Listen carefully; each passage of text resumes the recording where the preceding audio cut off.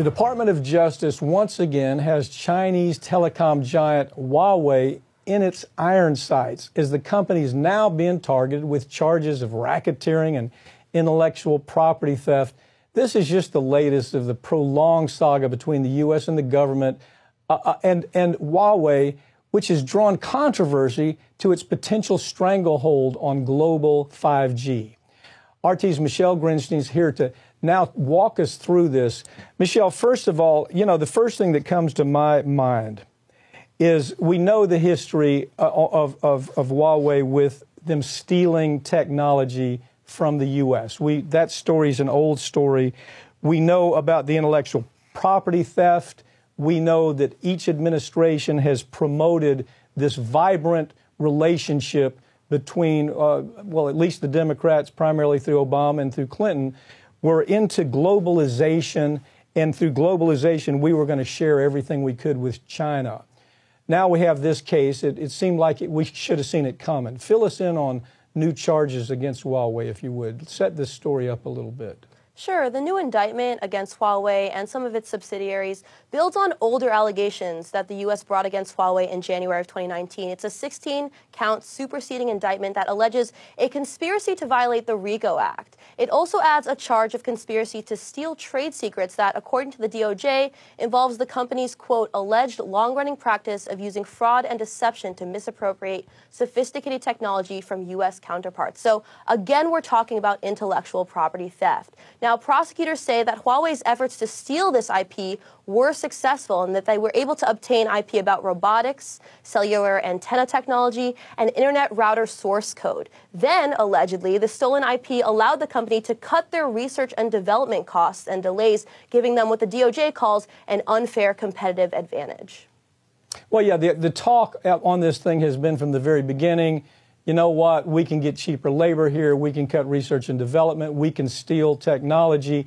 But as I'm watching this story, and I know you had to be wondering the same thing, doesn't it sound like we're doing the bidding of companies like Cisco and Motorola? Aren't we doing somewhat of the bidding where we're kind of changing the standards for free market by doing the bidding here for American or Western corporations and really trying to focus on Huawei's bad conduct, which, by the way, is very bad? And I'm wondering what's Huawei's response? How do they respond to these charges? Where are we with that? Well, the company is saying that the evidence against them is weak and that this new indictment is just part of the Justice Department's attempt to damage the company's reputation. Here's the official company response, quote, "These charges do not reveal anything new. They are based largely on resolved civil disputes from the last 20 years. In these disputes, no court has ever found that Huawei had engaged in malicious IP theft or required Huawei to pay damages for infringement on others' IP." Well, that's only part of the story. That's really only part of the story. That's a great comment by Huawei, but there's a lot more to that story we don't have time to go into on this one. But the point is, I look at this and I say, don't we see this coming? With CAFTA and NAFTA and, this attempt by the Democrats with TPP and the Republican, the business-type Republicans jumping behind TPP. As we globalize, as we expand this whole global market, isn't it kind of ridiculous for the United States to say, they're ahead of us in technology, they can get a better deal on labor, they can get a better deal on research and development, we can't keep up with those numbers? It's either one or the other. You can't have it both ways. In the past, the U.S., whether it's the Justice Department or the State Department or Congress, has leveled accusations against Huawei, and it's been the same kind of talk, that they have some big advantage over us, and that really, if you read between the lines, it's almost like you're saying, well, free market capitalism doesn't work where it comes to globalization. What's your take on that, Michelle? Right. Well, the most common allegation that we're hearing from U.S. officials is that companies shouldn't trade with Huawei because Huawei could be used by Beijing to spy for the Chinese state. In fact, Huawei, like you alluded to, has actually been designated as a national security threat by the U.S. Congress since 2012, even though no evidence that Huawei spies for the Chinese state has been brought yet. But Huawei says it's never been asked to install backdoors in their products, that it complies with the law in all countries it operates, and the company sees this whole campaign as a, quote, well well-coordinated geopolitical campaign against them. But what's really interesting here is that Huawei maintains that it's an employee-owned company, so it's not beholden to Beijing or any other government, as U.S. officials are repeatedly claiming. In fact, it says it's because of this, not IP theft, that it's competing so well, because it isn't beholden to shareholders and don't have to make decisions based on short-term profit or quarterly returns.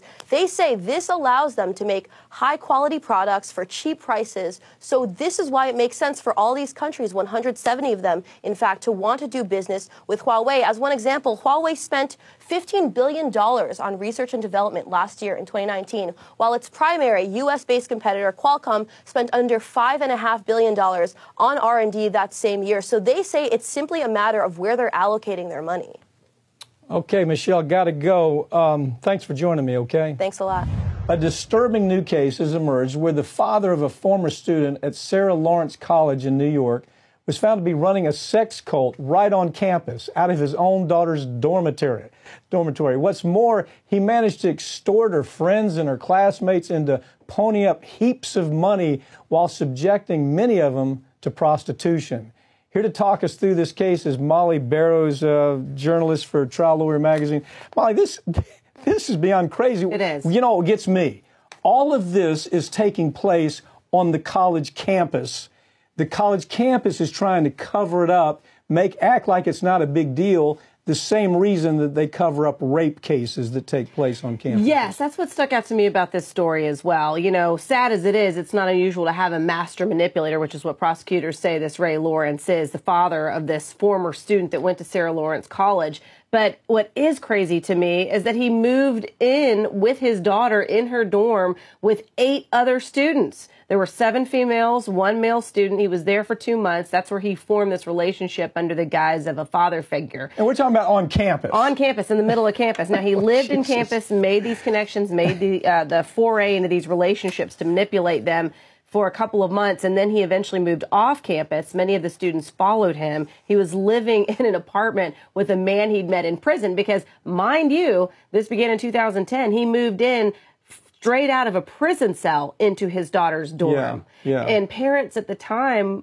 we'll get into some of the details, but basically parents of some of his victims have said that they did come forward to the school at the time he was living on the campus and say, what's going on? Okay. Why is this man living here? And one individual that was representing the school told this couple, these parents, well, we've had complaints about him, but our hands are tied because he's visiting his daughter. Oh, wow. Okay, so here's the deal. Here's the story you and I have done so many times.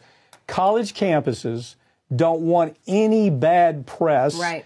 They don't want to have to report any bad things like prostitution is taking place on our campus. Sorry about that. Yeah, sorry, it's happening in our dormitories. They don't want to tell that story. They don't want to talk about prostitution. They don't want to talk about extortion. They don't want to talk about this freak who happens to live right in the middle of campus. The reason they don't is they have a duty to disclose, and the duty to disclose on anything sexual on a campus is you can't shake that duty. That's why they don't report rape cases. I believe this is the same story. Yeah, they don't want mud on them. It's passing the trash, is what a lot of organizations do when they know or are aware of, or someone who's basically committing crimes or alleged to be committing crimes. Right. We saw it with Penn State with Jerry Sandusky. We saw it with Dr. Strauss over in Ohio State, accused of abusing 177 students on that campus as well, and the number is still rising. But in this particular case, it started in 2010. He moved onto campus, made these relationships, moved off campus, basically extorted prosecutors, according to the indictment. He was just a reign of terror is how they describe it. He manipulated these kids. He had them confess their deepest, darkest secrets. He then put it on camera, had them confess to crimes they didn't commit,